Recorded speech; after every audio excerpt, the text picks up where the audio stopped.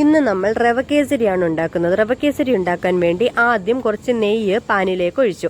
അതിലേക്ക് കിസ്മിസ് ഇട്ട് കൊടുത്തു. കിസ്മിസും അണ്ടിപ്പരിപ്പും നട്ട്സും ഒക്കെ ഇടാവുന്നതാണ്. നമുക്കിവിടെ കൈ കിസ്മിസ് ഉള്ളതുകൊണ്ട് അത് മാത്രം ഇട്ടു. പിന്നീട് അതിലേക്ക് തന്നെ നെയ്യിട്ട് കുറച്ച് വറുത്തെടുക്കണം.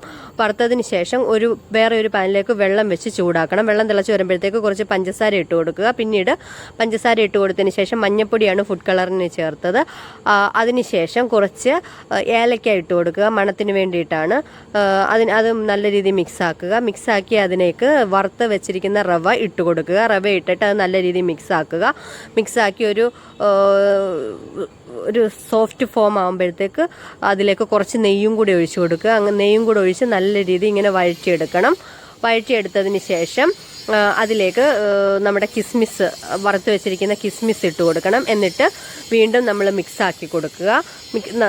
മിക്സാക്കി ഇതെല്ലാം കൂടെ ഒന്ന് ഇതായി വരുമ്പോഴത്തേക്ക് നല്ല നെയ്യുടെ മണം എല്ലാം വരും. നമ്മുടെ കേസരി റെഡി. അത് ഒരു പാത്രത്തിലേക്ക് ചെറിയ തവിയിൽ പാത്രത്തിലുമായിട്ട് ഷേപ്പോടുകൂടി എടുക്കുക.